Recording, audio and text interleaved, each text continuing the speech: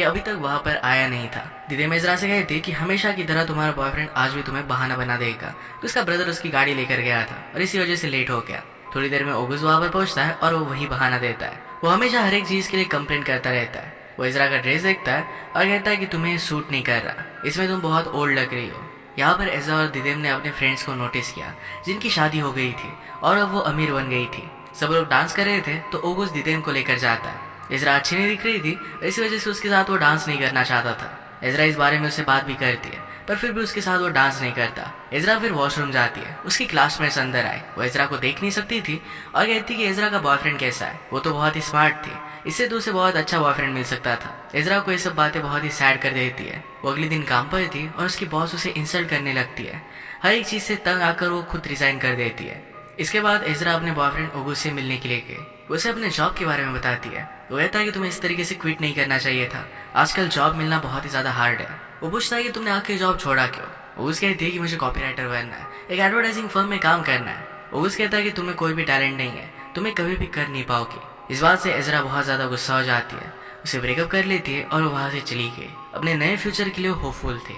रात में अपने फ्रेंड्स के साथ वो बाहर घूमने के लिए आई हुई थी। वहाँ पर दो लड़के आए जो बहुत ही हैंडसम थे। एक का नाम था मर्ड और दूसरे का नाम था केम। केम एक एक्टर था। इज़रा कहती कि थोड़े टाइम के लिए मैं किसी भी आदमी में इंटरेस्टेड नहीं हूँ। उसका फ्रेंड उसे कहता है कि तुम्हें इस ब्रेकअप फेज में नहीं घुसना चाहिए। वो कहता है कि तुम मर्ड की तरफ देखो और इसे एक अच्छा सा लुक दो। इज़रा वैसा ही करती है। इसके बाद सब लोग ड्रिंक्स कर एंजॉय करते हैं। इज़रा और दिदेम बाहर आए पर दिदेम को अंदर कुछ काम था तो चली जाती है। इज़रा बहुत ही ज़्यादा ड्रंक थी। वो कार के पास आती है तो उसकी कार और मर्ड की कार दोनों सेम थी। वो मर्ड की कार में बैठ जाती है। उसका हैंड ब्रेक पर हाथ पड़ गया और गाड़ी नीचे जाने लग गई। मर्ड और केम मिलकर दोनों उस गाड़ी को बचाने की कोशिश करते हैं। जैसे तैसे कर वो गाड़ी के पास आ गए। मर्ड उसे गाड़ी से निकाल रहा था तो दिदेम देखती है। उसे लगता है कि मर्ड और केम इज़रा का एडवांटेज लेने की कोशिश कर रहे हैं। वो डायरेक्टली केम को मारने लग जाती है। उसे सब कुछ समझाते हैं और उसे इज़रा को दे देते हैं। मर्ड ने इज़रा को उठाकर उसकी गाड़ी में छोड़ दिया। अगली सुबह दिदेम ज़ैनब को मिस कर रही थी। ज़ैनब का हस्बैंड बहुत ही स्वीट था, उसे बेड में ब्रेकफास्ट भी ला कर देता है। वो दोनों ब्रेकफास्ट के लिए जाते हैं तो वह न्यूज़पेपर में दिदेम ने केम को देखा। उसे पता चलता है कि केम एक एक्टर है। इस बात से वो बहुत ही एक्साइटेड हो गए। रात में दिदेम और केम जब साथ में चल रहे थे तो रिपोर्टर ने लिखा कि ये मिस्टीरियस लेडी कौन है जिसे केम डेट कर रहा है। इसके बाद 5 मंथ्स गुजर जाते हैं पर फिर भी दिदेम उसी के बारे में पढ़ रही थी। दिदेम को लग रहा था कि केम का इस तरीके से उसकी लाइफ में आना ये एक साइन है। इज़रा अभी अपना जॉब ढूंढ रही थी तो उसे एक जॉब के लिए कॉल आ जाता है। वहाँ पर वो इंटरव्यू के लिए गई पर एक रॉन्ग डोर से अंदर आ जाती है। वहाँ पर एक बहुत इंपॉर्टेंट मीटिंग चल रही थी। इस मीटिंग में मर्ट ही अपना प्रेजेंटेशन दे रहा था। वहाँ की एडवर्टाइजिंग एजेंसी का वो क्रिएटिव लीड था। इज़रा गलती से उनकी मीटिंग में आ जाती है। क्लाइंट को कुछ चीज़ पसंद नहीं आ रही थी पर जो चीज़ इज़रा बताती है क्लाइंट को बहुत अच्छा लगता है। उसके टैलेंट को देखकर यहाँ पर उसे जॉब मिल जाता है। इज़रा अपने जॉब के बारे में अपनी मदर को बताती है पर मदर उससे यही पूछती है कि तुम शादी कब करने वाली हो। इज़रा ने फिर फ़ोन रख दिया। दीदी मुझसे कहती कि मर्ट तो बहुत ही हैंडसम है, उसके साथ तुम्हारा कुछ ना कुछ तो हो ही जाएगा। इज़रा कह रही थी कि मुझे मेरे करियर पर फोकस करना है। दीदी वो पूरी तरीके से केम के प्यार में थी। उस पर उसने एक फाइल भी बनाई थी। नेक्स्ट सीन में मर्ट, केम और ईगित ये तीनों फ्रेंड्स को देखते हैं। इनमें से ईगित हर एक लड़की के पीछे रहता था। क्या उसके लिए जरा वरीड था कि ईगित ऐसा करता क्यों रहता है। ईगित को आज एक लड़की बहुत ज्यादा पसंद आई थी पर उसे वो भाव नहीं देती थी। मर्ट खुद उस लड़की के पास गया और ईगित के लिए नंबर लेकर आता है। नेक्स्ट सीन में दिदेम इज़रा को बता रही थी कि क्यों केम उसके लिए परफेक्ट है। उस बुक में लिखा गया था कि किस तरीके से लड़कों को तुम्हारे प्यार में गिराए। बुक में लिखा था कि लड़कों के पीछे नहीं भागना चाहिए, उन्हें जरा मिस्टीरियस लड़की पसंद है, वो एक चैलेंज की तरह लगना चाहिए। रात में इज़रा भी मर्ट के बारे में सोच रही थी। अगले दिन जब वो काम करती है तो मर्ट को ही देखती रहती है। उस दिन उनकी एक बहुत इंपॉर्टेंट मीटिंग हुई। क्लाइंट को इज़रा और मर्ट का प्रेजेंटेशन बहुत ही अच्छा लगता है। वो दोनों अलग अलग यूनिक पर्सपेक्टिव देते थे। इज़रा को मर्ट अब बहुत ज़्यादा अच्छा लगने लग गया था और यही बताने के लिए दिदेम को कॉल करती है। बात करते करते उसने देखा कि मर्ट से मिलने के लिए आज यहाँ पर केम आया हुआ है। इसके बारे में वो दिदेम को बताती है। दिदेम इस बात से बहुत ही एक्साइटेड हो गई। वो अपने और अपनी फ्रेंड्स की सारी पेंटिंग्स लेकर डायरेक्टली उसके ऑफिस में आ जाती है। इजित मर्ट के लिए फोटोग्राफी का काम करता था, वो सही से कर नहीं रहा था तो इसी वजह से मर्ट उसे बहुत डांटता है। अब जब केम वहाँ से जा रहा था तो दिदेम ऐसा प्रिटेंड करती है कि उस पर उसका ध्यान नहीं है और उससे वो टकरा जाती है। पेंटिंग उठाने में केम उसकी मदद करता है। वो कहता है कि हम दोनों मिल चुके हैं।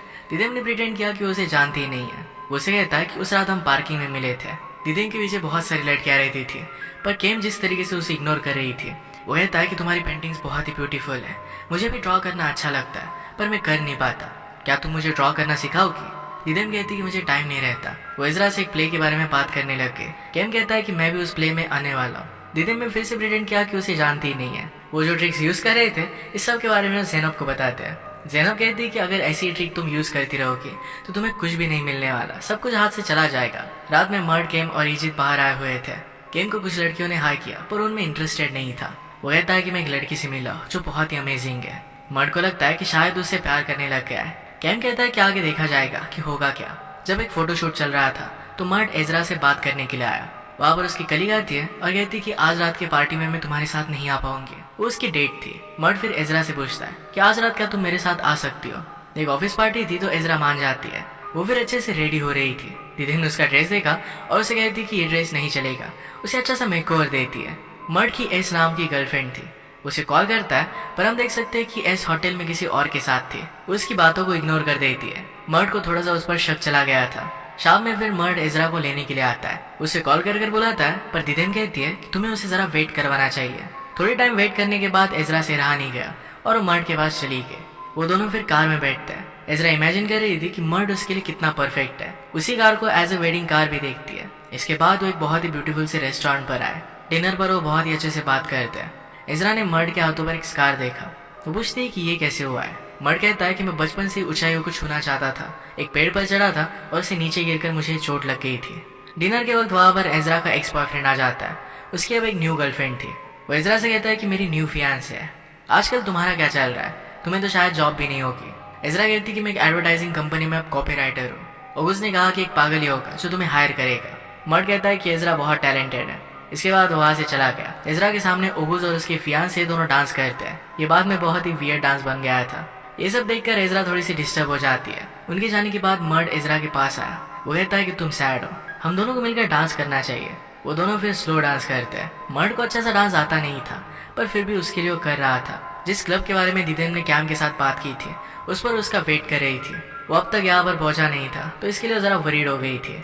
कैम अपने फ्रेंड के साथ किसी और ही क्लब में जाता है। वहाँ पर इजित की गर्लफ्रेंड उन्हें देखती है जो किसी और के साथ थी।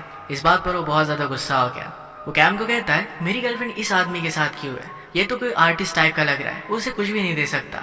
वो जाकर उस आदमी से बात करने लग गया। वो एक्चुअल में आर्टिस्ट ही था। उन दोनों के बीच में फिर बहुत बड़ा झगड़ा हो जाता है। उन्हें क्लब से निकाल दिया गया। वो गुस्से में फिर अलग क्लब में चले जाते हैं। डिनर के बाद मर्ड एजरा को घर छोड़ने के लिए आया। दिदेम बाहर थी और एजरा अपने घर की चाबी भूल गई थी। इसी वजह से अब अंदर नहीं जा सकती थी। दिदेम अपना कॉल नहीं उठा रही थी। मर्ड एजरा से कहता है तुम मेरे घर पर चल सकते हो, थोड़े टाइम वहां पर वेट कर लो। दिदेम केम का वेट करते करते ड्रंक हो गई और फिर वो डांस करने लगती है। वहीं पर वो गाना भी गाती है। थोड़ी देर में केम वहां पर पहुंच जाता है और उसे देखकर बहुत ही इम्प्रेस था। दिदेम ने प्रिटेंड किया कि अब उसे जाना पड़ेगा। केम का फ्रेंड उसे रोक रहा था और इसी वजह से वो जरा बाहर आने में लेट हो गया। दिदेम उसका वेट कर वहां से चली जाती है। पैरेलल में एजरा मर्ड के साथ उसके घर पर आई। उसे अपना घर दिखाता है। उसे ऊपर बुलाता है तो एजरा ने पहले उसका बाथरूम चेक किया। वहां पर नेल पॉलिश रिमूवर नहीं था, 2 ब्रश नहीं थे। इसका मतलब है मर्ड की कोई भी गर्लफ्रेंड नहीं है। ये देखकर वो खुश हो गई। मर्ड उसके लिए ड्रिंक बनाता है और बाहर आकर इसे एंजॉय कर रहे थे।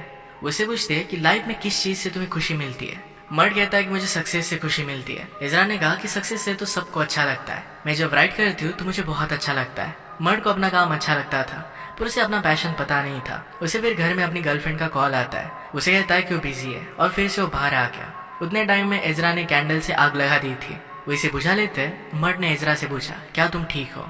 उन दोनों का हाथ एक दूसरे के हाथों में था। वो फिर अंदर आकर दिदेम को कॉल लगाती है। कहती कि मैं मर्ड के घर पर हूँ।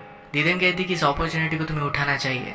आज कैम के साथ मेरा कुछ हो नहीं पाया तो तुम्हें पीछे नहीं हटना चाहिए। एजरा मर्ड से कहती कि मेरी रूममेट घर पर आ गई है, तुम मुझे घर छोड़ सकते हो। मर्ड डायरेक्टली उसे किस कर लेता है। वो दोनों फिर किस करते करते ऊपर चले गए। एजरा कहती है कि ये सब करने के लिए हमारी रिलेशनशिप उतनी प्रोग्रेस नहीं हुई है। मर्ड इस बात को समझ सकता था। उसे पूछता है क्या रात भर सिर्फ तुम मेरे साथ रहोगे। वो दोनों फिर साथ में ही सो जाते हैं। रात में एजरा को नींद नहीं आ रही थी। वो दोनों करीब आ गए और फिर इंटीमेट हो जाते हैं। सुबह होने पर वो बहुत खुश थे। उसके लिए वो एक नोट लिखती है। मर्ड फिर उसे उसके घर छोड़ देता है। एजरा को कल का एक्सपीरियंस बहुत अच्छा लगा था और इसके बारे में सब कुछ वो दिदेम को बताती है। आज जब वो काम पर आए तो मर्ड काम पर नहीं आता। उसके कॉल का वेट कर रही थी पर मर्ड उसे एक भी कॉल नहीं करता। वरीड होकर दिदेम को कॉल करती है। दिदेम के साथ ज़ैनब भी थी। ज़ैनब ने कहा कि सब कुछ बहुत ही फास्ट हुआ, इसी वजह से मर्ड शायद तुम्हें इंटरेस्टेड नहीं होगा। एजरा ने पूरे दिन उसके कॉल का वेट किया पर उसका कॉल आता ही नहीं। इस बात से वो बहुत ही सैड हो गई थी। रात में मर्ड भी बहुत ही सैड लग रहा था। वो भी एजरा के बारे में सोच रहा था पर उसकी गर्लफ्रेंड थी। ये बात उसके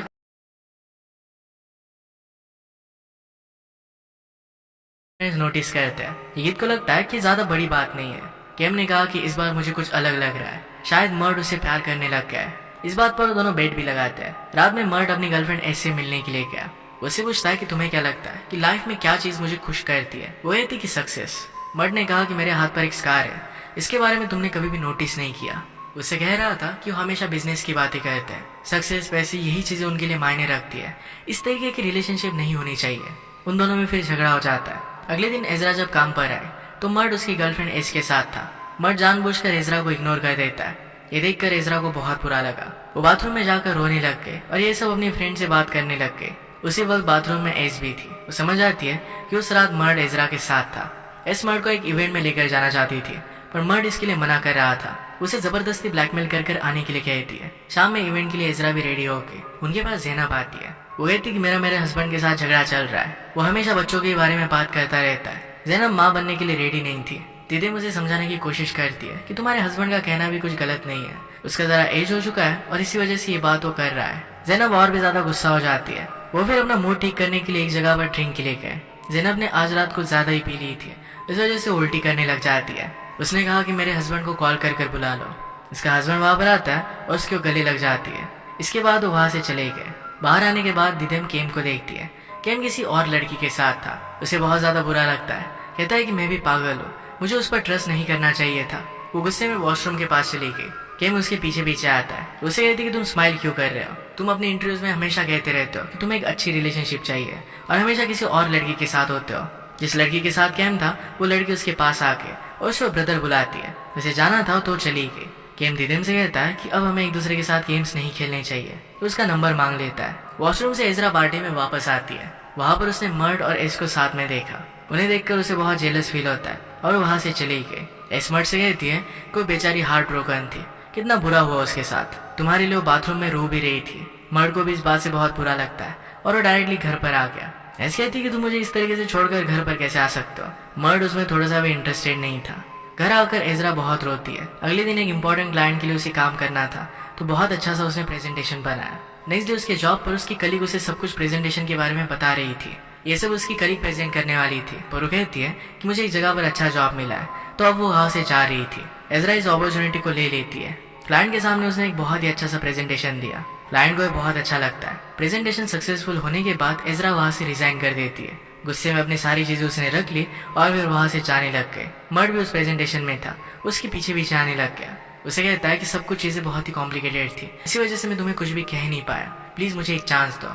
एजरा बहुत ज्यादा गुस्सा थी और वहां से चली जाती है। उसके साथ जो भी हुआ था इस सब के बारे में वो लिखने लग जाती है। उसने पूरी बुक लिख डाली थी और इसे अलग अलग पब्लिशर को दिखाने लग गए। उसकी जब बुक लॉन्च होती है तो उसके पास ऑगस्ट फिर से वापस आता है। वो कहता है कि तुम्हारी बुक बहुत ही अमेजिंग है, मुझे कभी भी तुम पर डाउट नहीं था, मैंने मेरी फियांसे के साथ ब्रेकअप कर लिया है, मैं फिर से तुम्हें पाना चाहता हूँ। एजरा उस पर गुस्सा हो गई और उसे स्लैप कर भगा देती है। इसके बारे में मर्ड न्यूज़पेपर में पढ़ता है। मर्ड ने भी अपनी एडवर्टाइजिंग पर बहुत काम किया था। वो प्रोजेक्ट पहले एजरा का था और उसने भी बहुत अच्छा काम किया था। मर्ड को एक अवार्ड मिलता है। ये अवार्ड लेते वक्त उसने कहा कि ये अवार्ड मेरा नहीं है, एक दिल की बहुत अच्छी लड़की है, ये वो डिजर्व करती है। इस बात की वजह से मर्ड और उसकी गर्लफ्रेंड का ब्रेकअप हो जाता है। दिदेम ने न्यूज़पेपर पढ़ा।